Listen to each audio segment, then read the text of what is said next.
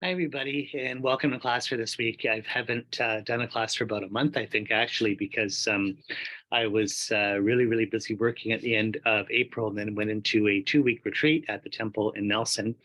And then that was just wonderful and helped with the fire puja at the end. Then went to the temple to get teachings from Rinpoche Temple outside of Indianapolis and Bloomington, which was another fabulous week's worth of teachings or so that I was there, a bit under a week. Then I had to help some friends at the Toronto community with the end of their retreat and fire puja. Then to come back and work. So in between there, I've been working, flying to London and Hong Kong, and I'm about to head out. I'm in my uniform here. I haven't had a chance to record this class in the last little bit because I've been so busy. So just off to Toronto and then off to Osaka, and then I have about a month off with vacation, so I can do live classes and more recordings then. So I just feel like this has just been like putting the hard brake on here halfway through our course on Buddhist ethics for the Bodhisattva vow. So sorry about that. That's just kind of like karma and the kind of like the obstacles and stuff. So happy to finish up the course here in the next few classes. So we've got today we'll talk about the 18 root downfalls of the Bodhisattva vows, and then we will go into the secondary downfalls of the Bodhisattva vows and how to restore your Bodhisattva vows. So maybe another 3 classes or so we'll see, and a question answer at the end of it. So we'll get right into it here because I have to record this and then head off to work here. So off to fly in the sky. Let's just take a moment to gather our thoughts here and sort of gather ourselves, arrive here in the present moment.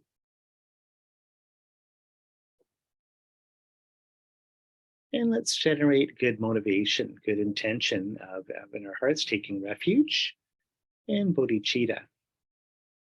That everything we'll do will be for the enlightenment of all sentient beings. So let me recite the Heart Sutra here.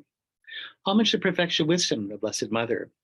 Thus I've heard, at one time the Blessed One was dwelling in Rajgir in Mass Vulture's Mountain, together the great assembly of monks, great assembly of bodhisattvas. That time, the Blessed One was absorbed in the concentration of countless aspects of phenomena called profound illumination.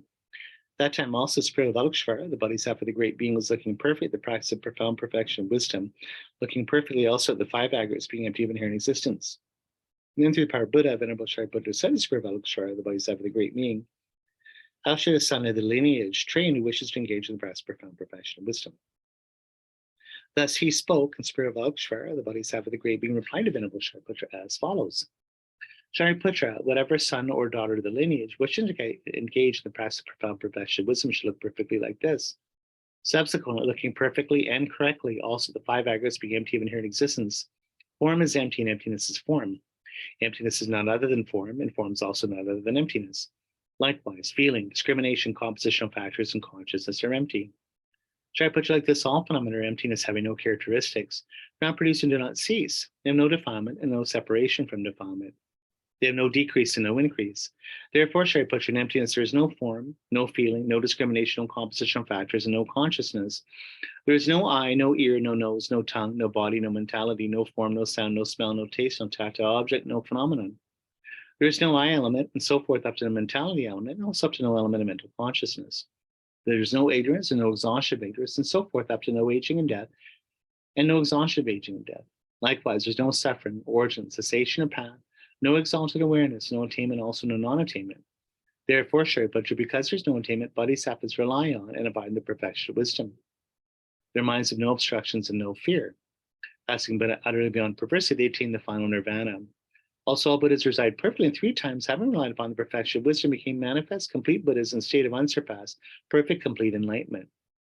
Therefore, the mantra of perfection of wisdom, the mantra of great knowledge, the unsurpassed mantra, the equal and unequal mantra, the mantra that thoroughly pacifies all suffering, since it's not false, should be known as the truth.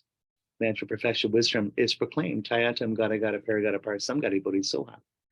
Shariputra, Bodhisattva, great beings should train the profound perfection of wisdom like this.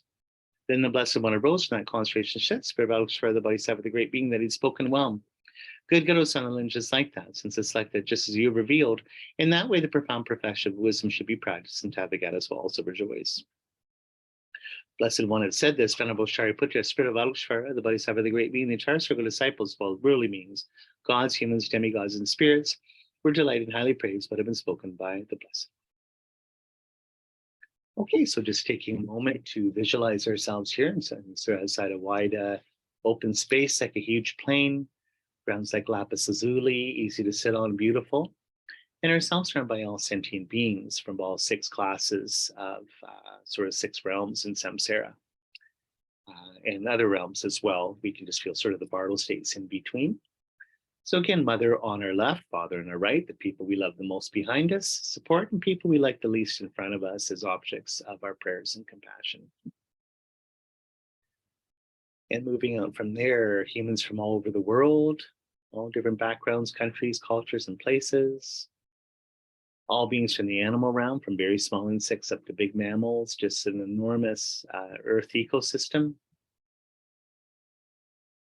Celestial beings, gods and demigods from their different realms, like the formless realm, form and desire realm of gods, and so forth.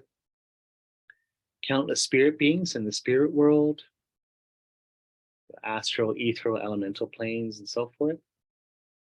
And the vast number of beings here with us today are from lower states of rebirth, the hungry ghost realm, and different hells and hell states. But we can feel that we're all here sort of as a big happy family, practicing, meditating together.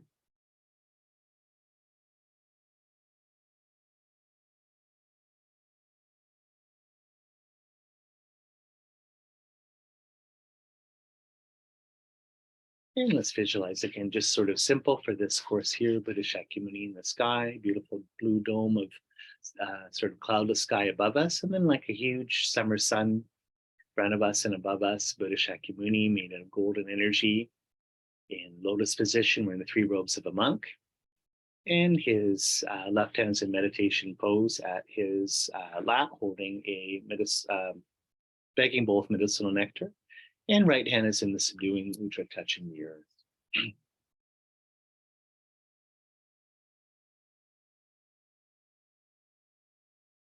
Now, at his heart is his higher form, the Sambhuka Kai, or enjoyment body form of the divine couple, Vajradhar and Vajradhatu Ishvari, in sexual embrace, and their beautiful sapphire blue body. She's sitting in his lap, straddling him, arms around his neck, and they're kissing, they're making out. And they have crowns and beautiful jewels and so forth, and jewelry, bangles, wearing sort of silk clothes, and he's got holding in his left hand silver bell, and right hand a thunderbolt or scepter Vajra. And she has a curved knife, chopper knife, Rigu chopper knife or cleaver in her right hand, and left hand is holding a skull cup. And just at their heart level share between them is a blue hum letter representing Dharmakaya mind, the wisdom truth body of the Buddhas, or the enlightened mind of the Buddhas there, emitting soft rainbow light in all directions.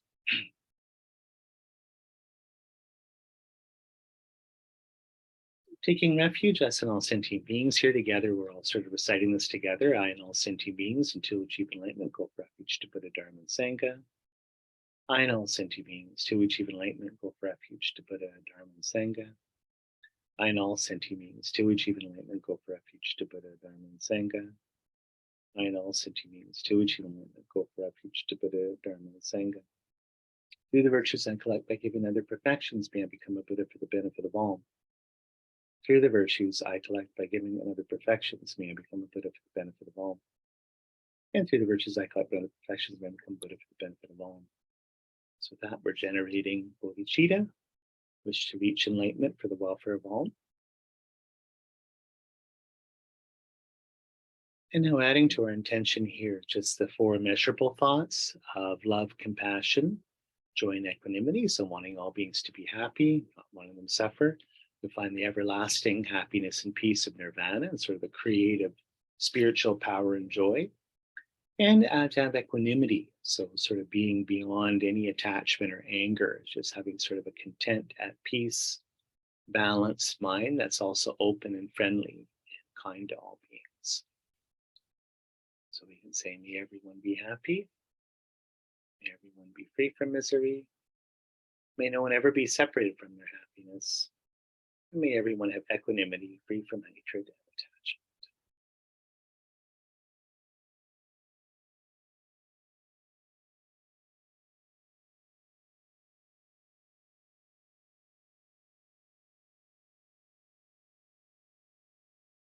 Okay, 7 limb practice here, making our practice Buddhist, prostration, offering, confession or declaration, rejoicing, asking all holy beings to stay with us and to teach, and dedication. So again, making prostrations, showing signs of respect to Buddha Shakyamuni,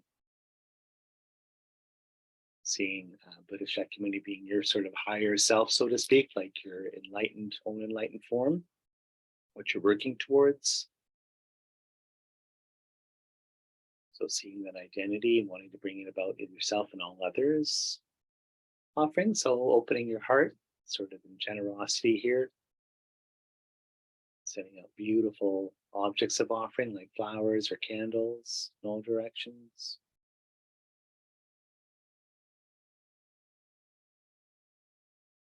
Acknowledging all and declaring, sort of standing up, owning all your shortcomings, bad character faults, mistakes you've made, all the kind of rotten things about yourself, and just saying that you're going to work on these, outgrow them, purify them, let them go, get past them, be a better person, all the way to enlightenment, and rejoicing just in all the goodness of all holy beings, people around the world, all the little good actions, that anonymous actions every day people do, and just all the sort of progress we made in our spiritual path as well.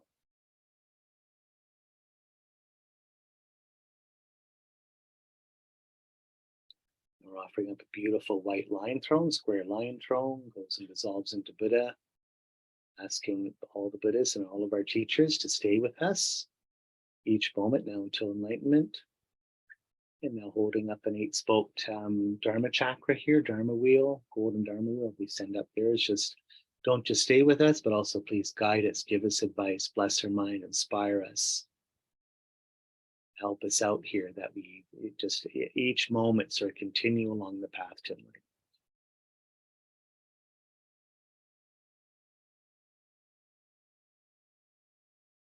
And dedication, dedicate everything we're doing here today together, but also all of our actions every day. May it be for the cause, for the enlightenment, the awakening of all beings.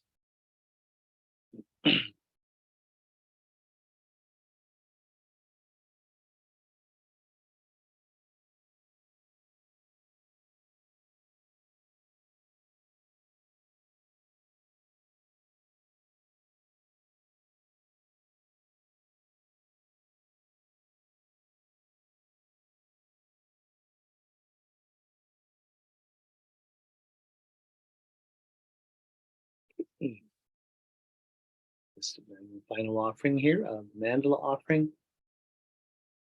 Again, just be a beautiful, purified universe. So holding this into our hands here at our heart, offering it up to all holy beings. Holy ground sprinkled with perfume and spread with flowers, a great mountain, foreland, sun and moon. Seen as a Buddha land and offer thus, may all beings enjoy such pure lands. We send forth this jewel mandala to you, precious gurus. Having said that, wonderful, just we receive the blessing energy from from Buddha Shakyamuni, sort of the synthesis of all the holy beings here, all of our gurus, teachers, and Buddhas. So beautiful golden lights coming down like sunlight, sunbeams, into us and all sentient beings.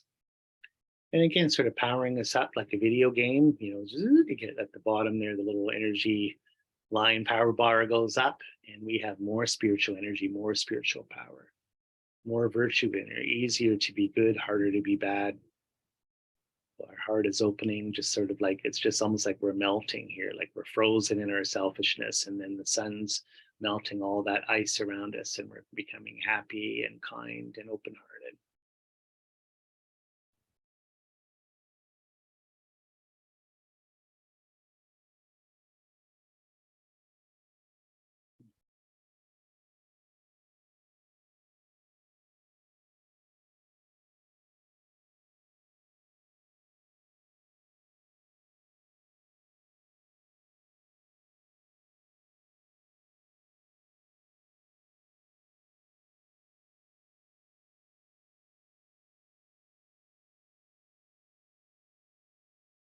Let's see, the Buddha Shakyamuni, whose mind is senses of all, body senses of all Sangha jewels, speech is senses of all Dharma jewels, and mind senses of all Buddha Jules, just please grant us your blessings of body, speech, and mind. So we just feel just asking Buddha Shakyamuni to bless our mind here. And now it just sort of becomes smaller and smaller, just almost like a little star that's sort of disappearing at dawn here. And just sort of dissolving from, top of his head and bottom of his feet inwards into his heart. It's just a divine couple, Vajradhara and Vajradhatu Vishvari in the sky, like a little blue diamond or a little piece of sapphire or lapis. And then like a little slow shooting star. Usually they go fast, but we can just sort of slow them down here. Just come to the crown of our head. Enter our crown chakra. And slowly descend to our heart. And once they reach our heart, just feel it dissolve into us. And it's like just dropping a little drop of blue food coloring into a huge bowl of water here. Just sort of dissolves instantly and become one with us. So we just feel that the body, speech, and mind, all their spiritual qualities, powers, and virtues, and so forth, excuse me, are directly injected into right into our heart here. One with us, inspiring us, giving us great wisdom, compassion, and power. And we can just feel just a very great sense of openness, joy, and bliss here.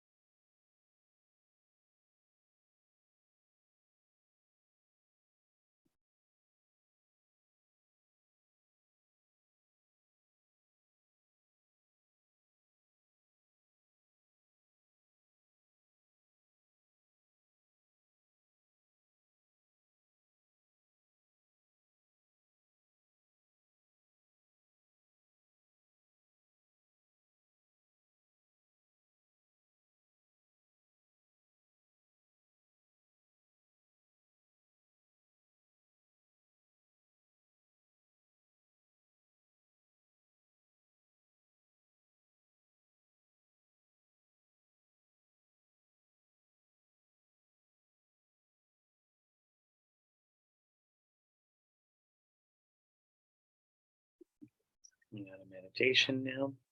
We'll just have a little shorter class here, just going over the 18 root downfalls of the Bodhisattva vows. So we talked about, like, just sort of summing up just from the previous videos here, is that we have talked about, I'm just trying to get this here. Okay, here we go.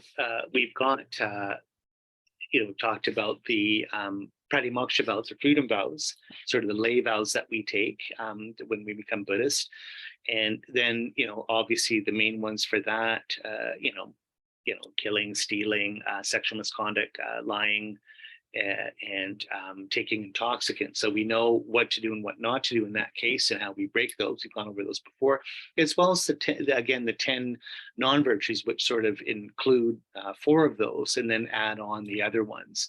So again, the body, which is killing, stealing, sexual misconduct, speech, gossip, divisive speech, hurtful speech, and lying. And then the 3 more serious mental karmas of, again, wrong view, denying things like emptiness and karma and so forth in spiritual paths. And covetousness, like really sort of strong attachment to things, to other people's stuff, our stuff, so forth.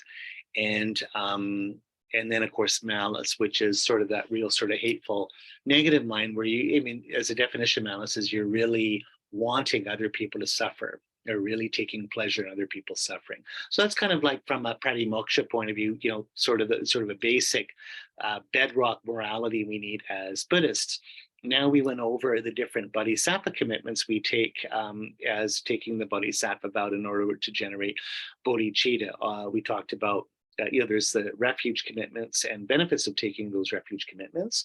It's basic pratimoksha foundation. Then the benefits of generating bodhicitta and our bodhisattva vows, the commitments of generating bodhicitta. We went over that. Now we're talking about if that's the whole point is taking Bodhisattva vows is to walk on the Bodhisattva path, which is not just to reach enlightenment by reaching nirvana for ourselves, but in becoming an arhat or a saint or a foe destroyer, leaving samsara, eradicating our own personal samsara, but rather shooting for a higher outcome, which is to become a Buddha, sort of an enlightened angel yourself, not just sort of a Buddha saint or foe destroyer, having left samsara, having conquered our self-cherishing and self-grasping mind, seeing emptiness directly and embodying emptiness. Well, now we're taking it to this higher level of want to become a Buddha, where by embodying emptiness, but with the motivation of great compassion, that we want to become enlightened being to be able to lead all sentient beings to that same state, that they become enlightened beings, and so on and so on and so on. We end up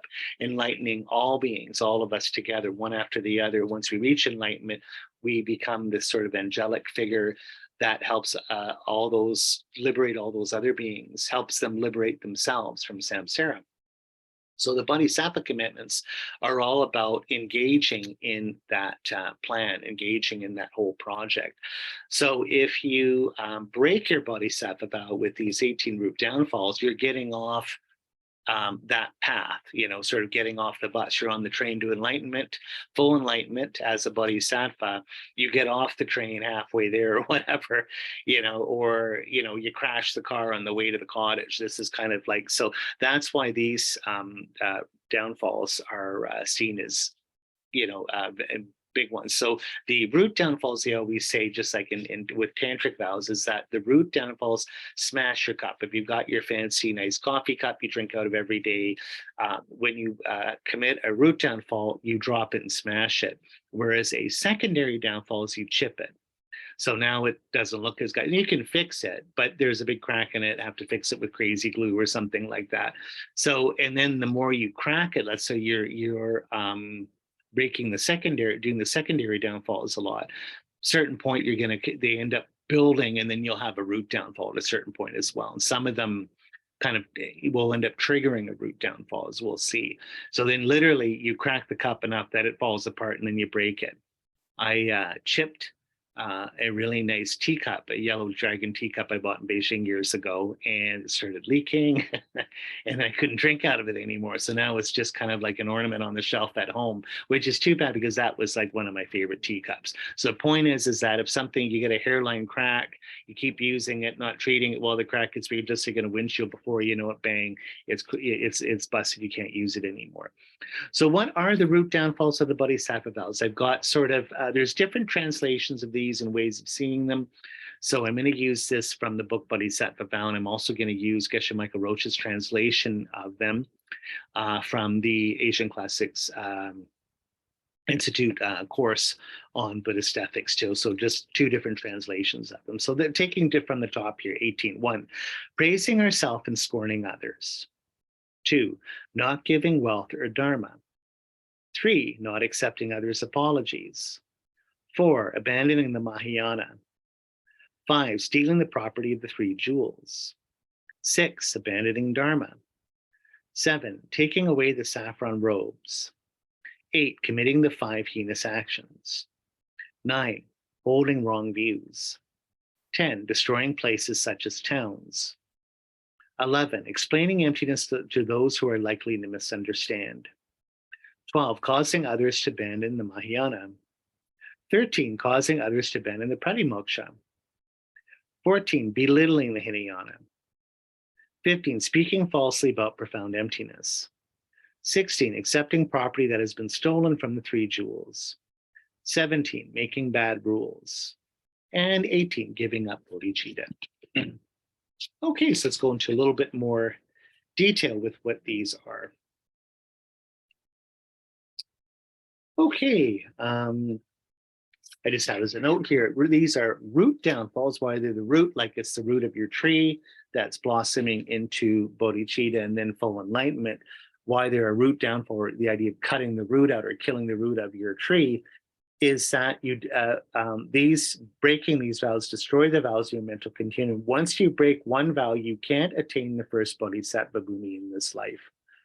In other words, once you break one of these vows, seriously break them, and we'll show you, seriously break them, you can't attain the first Bodhisattva bhumi. In other words, you cannot have the realization or experience of seeing emptiness directly with a mind of bodhicitta. That marks the first Bodhisattva bhumi, is the path of seeing on the Bodhisattva path. So you've got accumulation, preparation, so getting all the merit, all the good energy, practicing, seeing emptiness indirectly or inferentially, conceptually, with a conceptual image of emptiness, and then that falls away in meditation when you see emptiness directly in the path of seeing. In this case, it's all motivated with bodhicitta to do this for the welfare of all beings or enlightenment of all beings.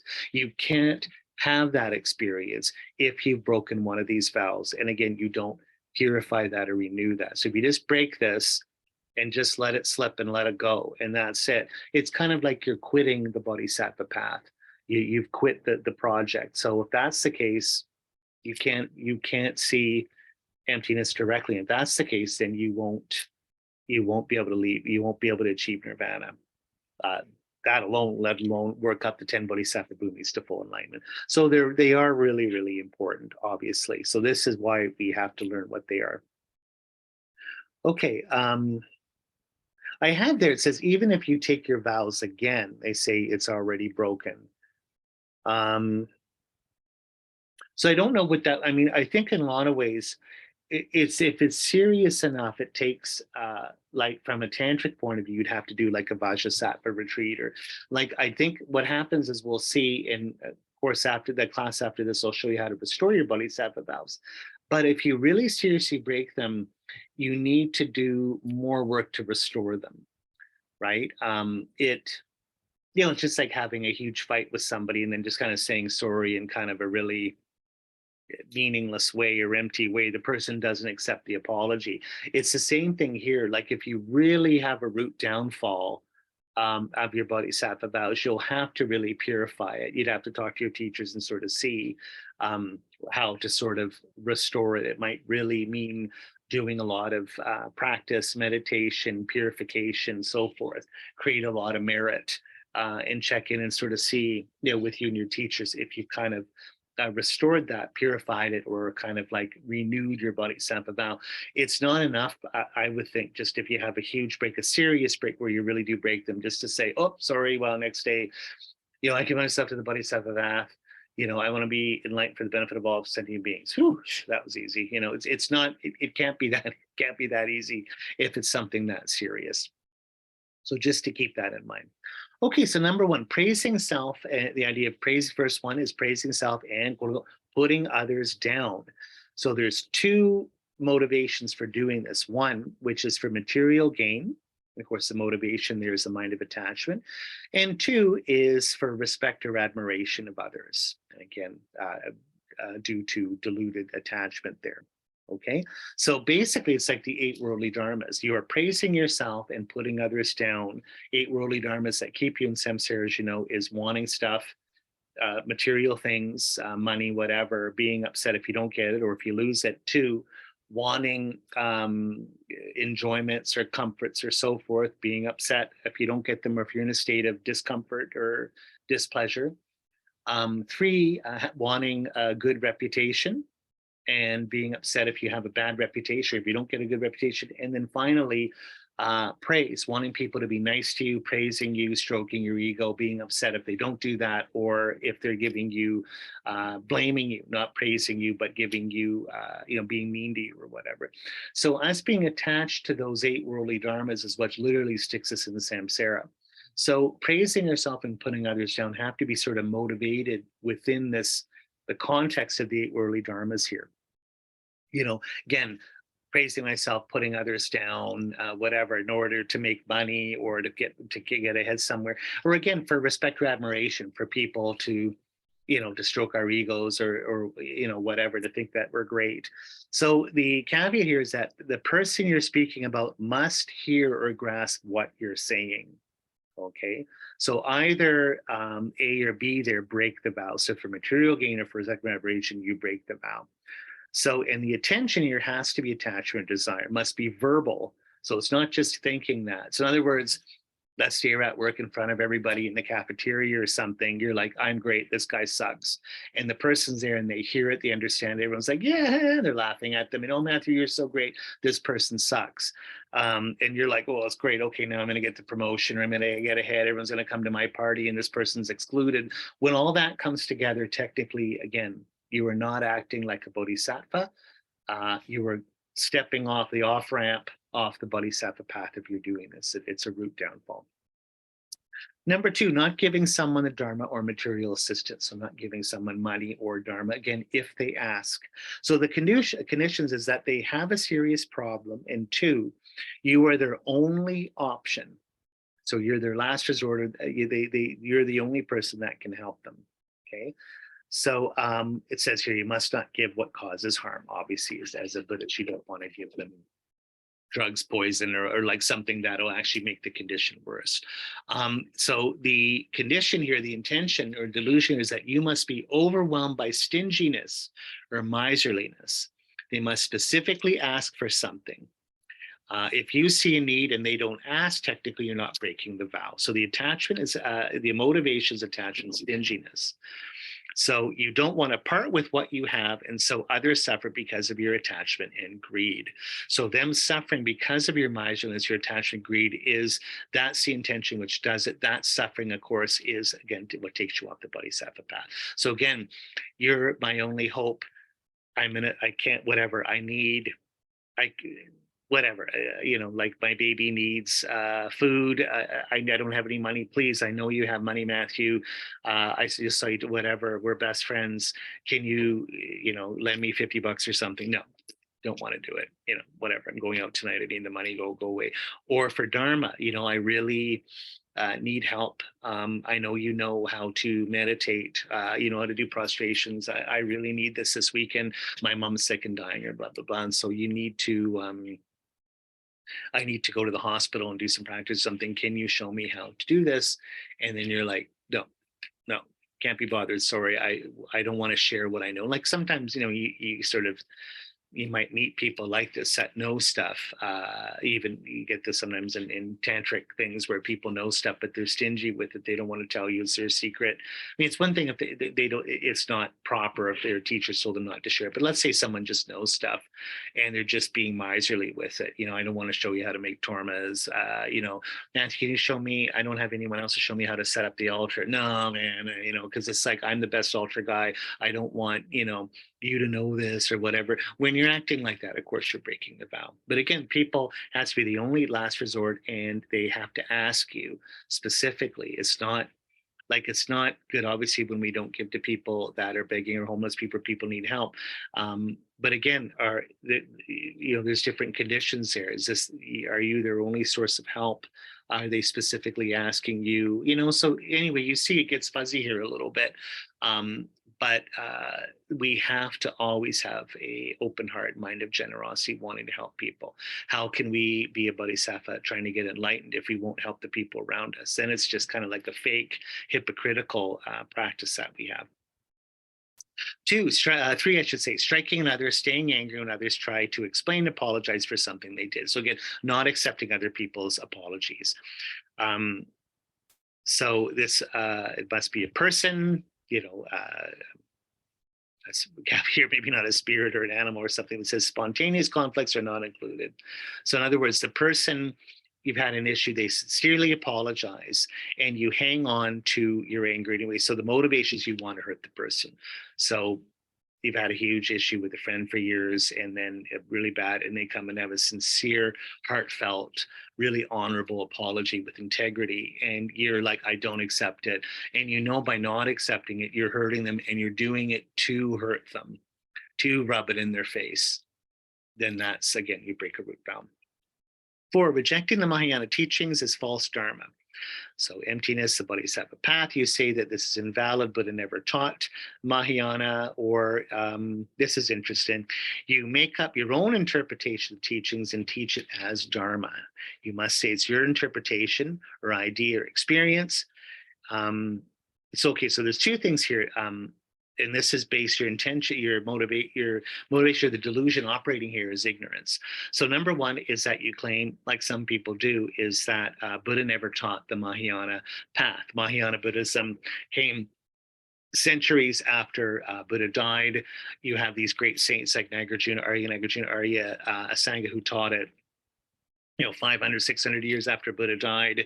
Nagarjuna, quote unquote, was given the Mahayana teachings from spirits from the Nagas from underneath the ocean. Yeah, whatever, dude. Like, you have this kind of attitude where you're really cynical, and you think, well, they just made it up later. Buddha never taught it. It's not in the Pali Canon. It's fake.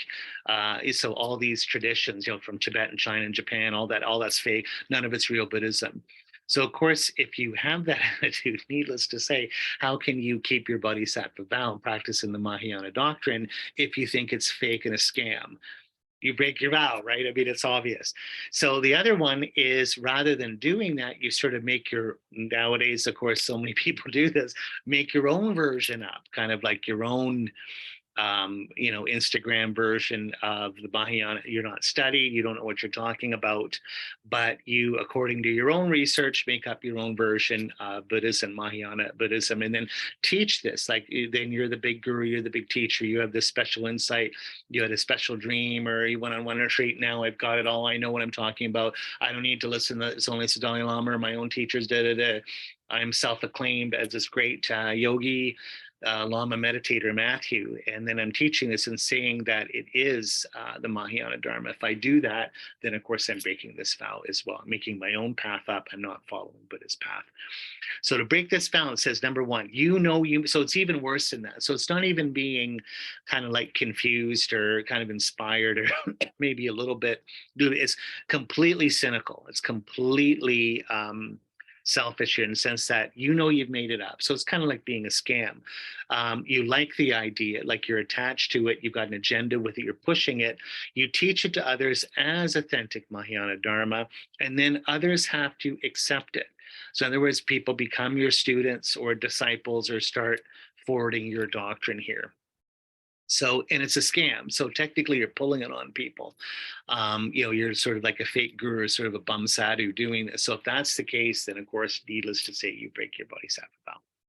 5, stealing belongings of the 3 jewels. So this is images of the Buddha, books, temple objects. The motivation must be a klesha, or a delusion here, okay? So you break the vow when you think, now I have it, it's mine. So in other words, you have a delusion, or you're attached, you want to take things. So you go to temples, other people's spiritual places, and you end up stealing it and possessing it. So it's, what? There's all these great Dharma books I've always wanted at the temple library. No one's here. I'm just going to take them. They're mine. They're mine. I put them in my bookshelf. They're mine, right? Or I've always loved these offering water bowls or something. I'm taking it. It's mine now. I need to do retreat at home. I don't have offering bowls. I like these in the temple. They're mine. And I'm not going to tell anybody I'm going to steal it or whatever. I'm the main student teacher at the temple. I like the big Buddha statue, when I'm putting it at home and teaching in my front room. It's mine now. It's my temple. So you do this, needless to say, you're stealing from the 3 jewels, right? So it says the vow isn't broken if there's a wish to help others. Well, this is a bit of a slippery slope, and you have to watch, because obviously, if you're just taking these things with an intention for selfish, worldly intention, that's really, really bad. But again, it says maybe taking things and then putting them back, like you need to show people stuff and taking them back, putting them back, so you're technically not stealing it. Maybe you'd have to see, but I really, this is a thing. The temples and Dharma centers, it's not, the stuff's not yours. So it's easy to get in the thing where, lay people come and, everyone's coming, let's say you're a monk or a teacher or whatever there, and they're dropping off food and everything. It's easy to start to think that it's yours, that you're not serving the Dharma, you're not a guest there helping out, but technically it's your house, all this stuff belongs to you. And so you can't have that. You can't sort of say, well, this is the temple, I've got a dinner party this week, I'm going to take from the temple kitchen all the stuff home and use it to cook with or whatever. Or I'm out of tea, I'm taking the temple tea home or whatever, and just acting like, or even worse, because I've heard this, different Tibetan Lamas have said this amongst, it's just like the temple's not your personal bank, like all the money that you have there, any of the money has to go towards for the temple. It's not for your personal use. So it's not like we'll take out of the donation box. Normally it's like, okay, we need to whatever, get candles for the altar or whatever, buy another Buddha statue. It's not like, well, I also have to pick up groceries for myself too. So I've got $100 of donations. I'll keep 30 because I have to pick up some groceries tonight. Blah, blah, blah. Technically, that's not your money. So you can see that you don't want to take this, obviously stealing from the property, the 3 jewels is not yours. You'll break the vow if you do this. Number 6, giving up the Dharma of listener, self-made Buddhas, or Mahayana. So in other words, giving up the Dharma of the Mahayana, giving up any Dharma really, but especially giving up the what they call Hinayana path. So thinking on some level that, other traditions of Buddhism aren't real traditions, like, or that you've surpassed them, you're better, you don't have to observe it. So like, let's say if I'm a Vajrayana practitioner, Southeast Asian would like Theravada Buddhism in Sri Lanka or Cambodia, that's not real Buddhism. Buddha never taught it. We better, Tantra's better, I don't need to observe that, none of that's real. If you have that kind of attitude, then of course you break the vow. It's all one complete package, Buddhism. So it's actually a vow against sectarianism. Technically, if you widen it, you shouldn't be criticizing or denying any other Buddhist, authentic Buddhist tradition, or established Buddhist tradition, or technically any other religion. As a Buddhist, you shouldn't be running around saying that, Islam's fake, or you hate Judaism, or you don't like Taoism or Hinduism. You shouldn't be judging other people's spiritual paths at all, claiming that they don't work. They're heretical or whatever, but especially not other traditions of Buddhism and the quote-unquote Hinayana tradition. Hinayana tradition, the whole sort of path of 3 higher trainings is the bedrock for your own practice. It's the foundation, the house of Tantric Buddhism. So you can't deny it. It's like your legs you're standing on, and just like, Tantric Buddhism's your head. Well, the head can't move around without your legs, right? Number 7, taking away the golden robe, taking away your robes. So this is, of course, in a monastic community. If you take away a monk or a nun's robes and kind of de-monk them or de-nun them, all right? And this is A, tell them to take it off, B, take it off yourself, or making them give back their vows. And the motivation here is to hurt them. So of course, if you just want to be a total political jerk, you don't like someone, a monk or nun, you kick them out. So in other words, you're no longer a monk. I'm jealous of you. I don't like you. You're a weirdo, whatever. We never wanted you in this temple anyway. So literally, I'm pulling the robes off. You're fired. You're fired as a Buddhist monk. We're taking your robes back. Everything's null and void. Get out of here. You can't do that. I mean, it's one thing if people break their vows and they're like a hardened criminal and evil and stuff like that. They're no longer a monk. But technically, if you're not, the motivation here is to hurt the person. So the motivation is malice. It's a worldly, self-interested motivation. It's not a spiritual intention here. And you're hurting them and trying to remove their capacity to get enlightened. So needless to say, that would be breaking your Bodhisattva vow.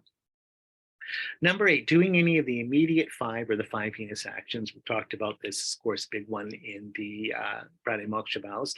If you kill your father, your mother, you kill an arhat, you maliciously wound a Buddha, or you cause a schism and break the Sangha.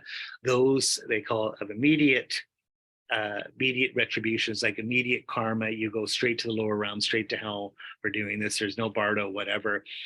Any of these 5, you do these, of course, needless to say, you break your Bodhisattva vow. You break your Pratimoksha vow doing them. So certainly you're going to break your Bodhisattva vow doing them. Number 9 is wrong view, denying karma and emptiness, denying reincarnation.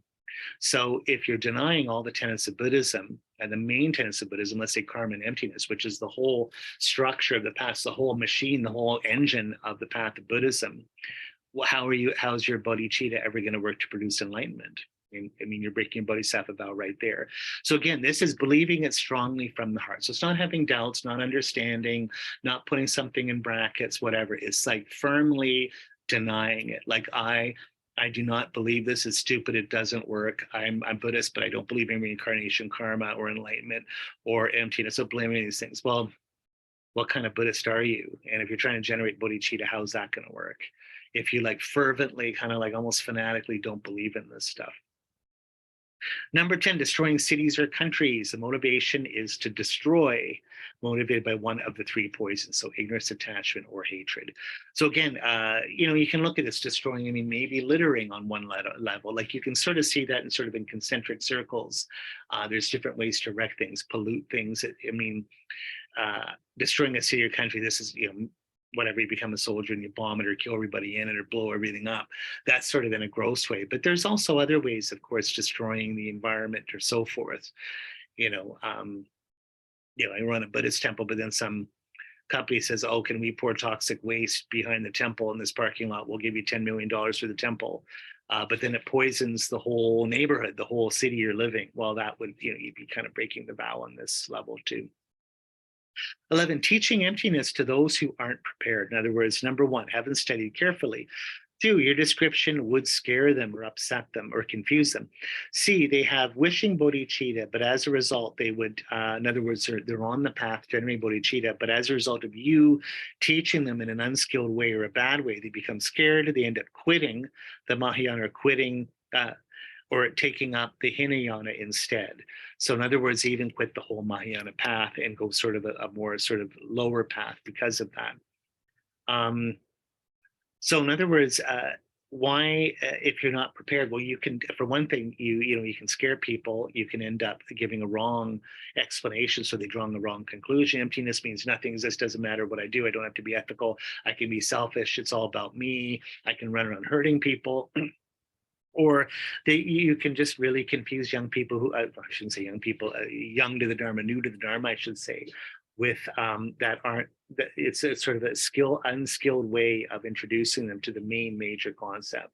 So, and again, if this has if they're not ready and it produces, they get scared where they end up quitting the Dharma or quitting even just the Mahayana, or just really you're holding them back from progress because you've dump too much on them too quickly, then again, you can sabotage their whole path to enlightenment or hold them back for lifetimes.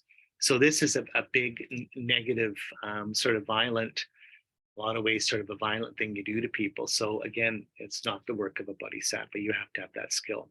It says, if you take them as a student, check them out, investigate, and as a result, they give up the Mahayana, you don't break the vow. So in other words, if you do your absolute best here and do it skillfully, and still they get freaked out and sort of downgrade their practice or don't really do it or end up quitting Buddhism, you haven't broken that vow. If you do it, I mean, that's, you're not responsible for that result. It's doing it where you're really in an unskilled way, giving, it's just like medication, where they always say it has to be, like at work, they always say this first aid, like right medication, right amount, right time, right method, right person, right prescription. It's just, emptiness is a medicine.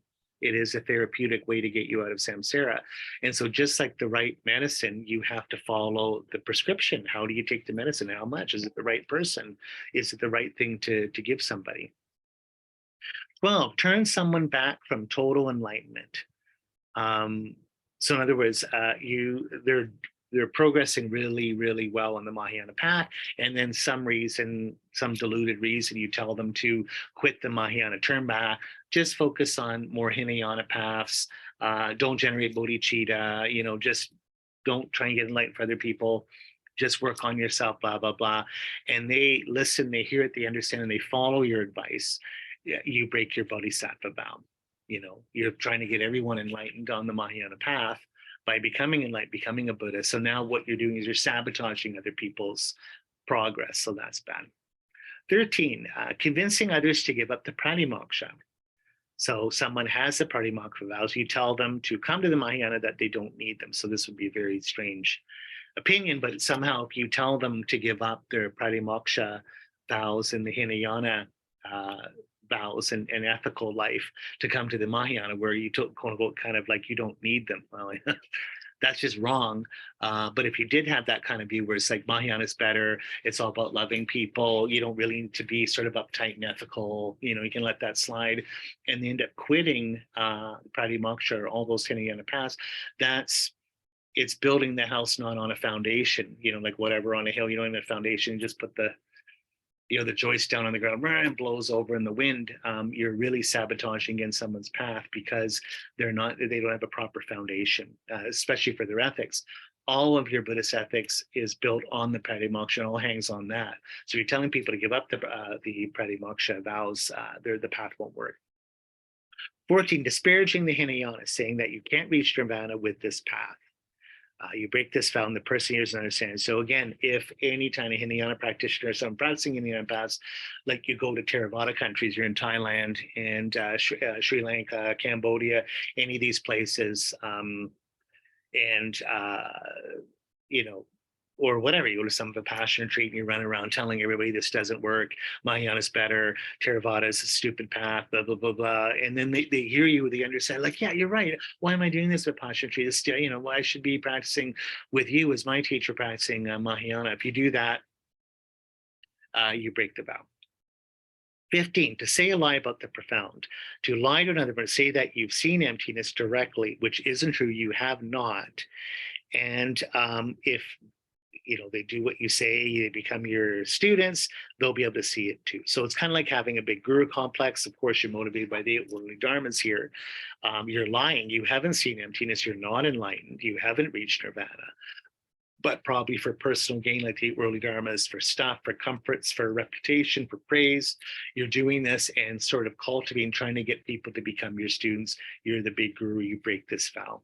So you're never supposed to, you break your bodhisattva vow, you're lying to yourself. So literally you're getting off the Mahayana path here, your own path to enlightenment if you're doing this. You can't lie to people about your realization, saying you're enlightened when you're not. I mean, it's hurting other people, but the end is sabotaging your own path, needless to say. And there's profound consequence, especially, my teacher, David Gonzalez, one of my teachers, he always said, never, ever mislead people, lie about your realizations, especially that you've seen emptiness, because people always find out. People aren't stupid. Eventually, they're going to find out.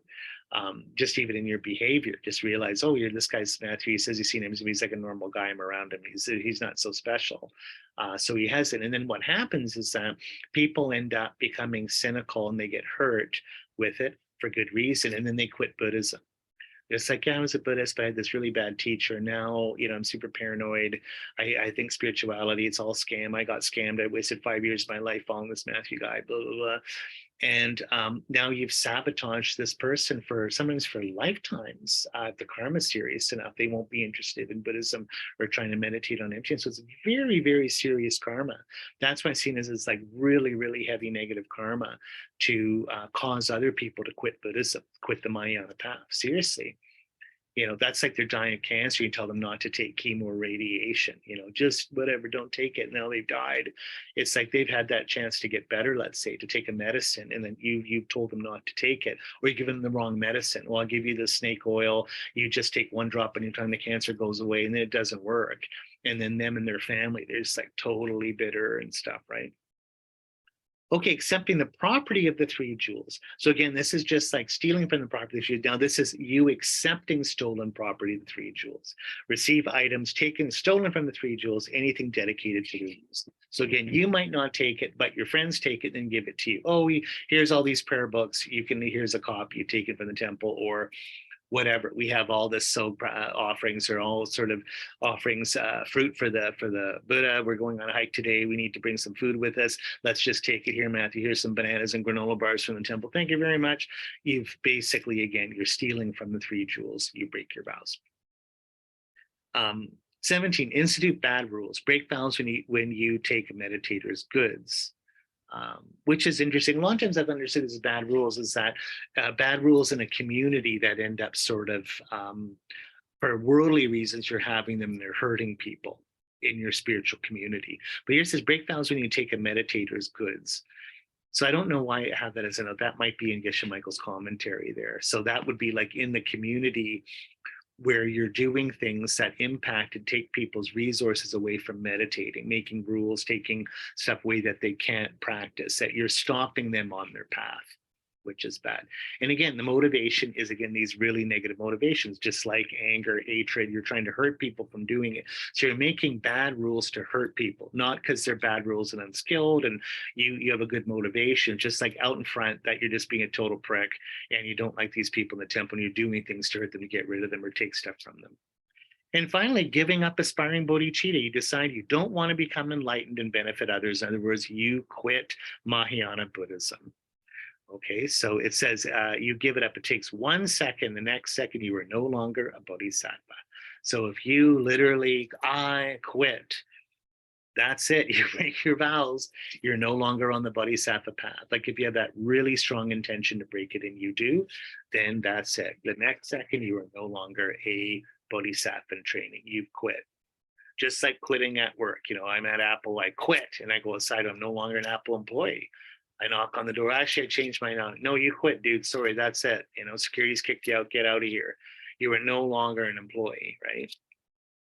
So with the exception of number 9, they say, which is the wrong view of denying karma and emptiness and denying correct views of Buddhism, you need the quote unquote 4 chains to break one of these root vows. So you need these 4 factors to actually break the vows. Number 1, so in other words, if you break a root vow, like I said, you cannot attain the first bodhisattva bhumi of seeing emptiness directly with emptiness. 2, the other thing is it's hard to meet teachers or even, I could say, dharma in the future. Because you're rejecting this, you're breaking it, you're sort of going off the road, off the path. And 3, you can't increase virtue merit that you need to see emptiness directly. So these vows are helping you create the merit or the spiritual energy or power to see emptiness directly with bodhicitta. If you're breaking these vows all the time, you don't have the energy to do it. You know, it's like a leak. You have a leak in the gas tank, and now, of course, the car can't run, or a leaky bucket, and all the water runs out. You don't have the energy to produce enlightenment here if you break these. So again, actually, it says here, actually, I need the 4 attitudes here, the 4 chains, except 9 and 18. So in other words, the 2 mental karmas here of having wrong views and denying Buddhist tenets, and 2, giving up bodhicitta. Like that's just an instantaneous existential choice. I quit. I hate Buddhism. I hate Mahayana. I'm done. I don't do this anymore. I quit. That you don't need the 4 chains, but all the other ones do, which is number 1, considering it, not considering it as wrong. So if you consider it wrong, even for a moment, you don't break the vow. So any of these vows, you have to, breaking them, you have no shame and no conscience with it. You think what you're doing is absolutely right in breaking it. So in other words, you don't feel guilty before or after. There's nothing like that. You're not like a little bit confused on it. It's like, nope. I am stealing the gold Buddha from the temple. That's steady. I'm putting it in my bedroom. That is mine now. I'm 100% behind that. So that's number 1. You don't consider wrong. Number 2, you're willing to do it again. No regret. Okay. So 1 moment of regret means you don't break the vow. Okay. So this is like a sense of absolute shamelessness here, where you don't care in breaking the vow. I'll do it all over again. In other words, every time I'm in a temple, I'm stealing from it. Or I've taken robes away from monks and nuns. I love doing that. I love demonking people. I'll do it again and again and again. If I do that, then of course it's the second chain. 3, you enjoy it. So like number 3, you enjoy it. Like number 2, I should say. Number 3 is you enjoy it enough that you'll do it again and again. You're absolutely shameless. And number 4, again, you have no shame before yourself or others. So that's the same kind of idea. Is you have no conscience with that. Other people can't make you feel ashamed even before other people. You're happy to do it, you do it again. You don't care what others think, and others think about it, and you have no conscience. So you need all 4 of these to break a root vow. So you can see a lot of these root vows, maybe you're sort of chipping at them a little bit or doing them a little bit on one level. You've done a bit, I feel bad, so you can repair them. Breaking them, you have to have these 4 chains. So you see it's actually quite a strong existential choice you have to make, that a real committed choice. Completely unethical, in other words, shameless and without conscious choice to do this kind of a thing. Okay. So to retake bodhisattva vows, you need a feeling of wanting to help all others. So you need to sort of have that bodhisattva intention again to want to take the vow again.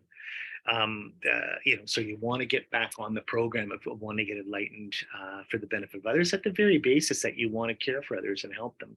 So if you have it says here, yeah, okay, so medium breaking. So in other words, you haven't broken, but you maybe chipped it or cracked it a little bit.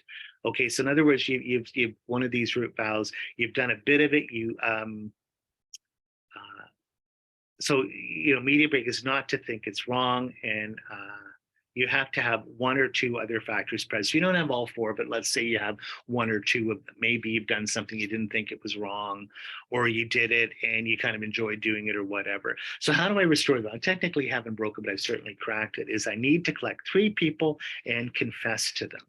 So in other words, I have to have kind of like an intervention. This is why they have, which is great at the monastery, they have sojung, where every new moon and full moon, all the monks and nuns will stand up and talk about what vows they've broken to restore them. This is what I've done over the last couple weeks. It's kind of like a group therapy or a group work, where you're almost like doing Alcoholics Anonymous or something, where you're in recovery, where you're just like in a circle and you're giving space, and just like what I've done, how I want to change, how I want to be a better person. So for like cracking your vow here, you need 3 people to confess to. Small breaking is to have one of the things, one of the chains. So not maybe 1 or 2, but 1. So you've done something and maybe you've been kind of shameless with doing it. What is it? Well, you have to confess to at least one person to restore the vows. So vows ethics are always public. They're always involve other people, obviously. So that's why you have to, in owning it, standing up, declaring, repairing it, it's a community thing for you to keep your vows and to restore them. So there you go. Okay, so I think that's enough for now, and we'll have, when we have our question and answer period, like class, I should say, we'll have a little bit more time to discuss these in detail if people want. And again, ethics is your main practice as a Buddhist. It's like your whole life working on it, learning about these vows, studying them, trying harder to keep them, restoring them when you break them. So it's a whole practice. And as Geshe Dargay, one of the great Tibetan Gelugpa Lamas of the century, said, perfect morality isn't keeping your vows, it's restoring your vows. In other words, if you always keep your vows perfectly, you don't need vows. Buddhists don't need vows because they're perfect. They never make a mistake. Taking vows are for people who make mistakes. So that's why you take them. If I'm in perfect 100% physical health, I don't need to go to the gym or whatever. Or like if I'm perfectly healthy, I don't need to take medicine. So good morality is where you are restoring your morality, where you're always getting better. You're making mistakes and you're making up for them. You're asking forgiveness, you're working on them, and you're reapplying yourself to being a better person. You're always trying to be a better person. So that's the mark of good ethics here. Okay, let's just take a moment to dedicate this for the awakening of all sentient beings. And we can just say blessings of all teachers and all Buddhas, truth of karma, of cause and effects, power of a pure spirit intention, of bodhicitta. May all of our dharma wishes be fulfilled. Sentient beings reach enlightenment. Okay, thank you very much for coming, and we'll see you next time.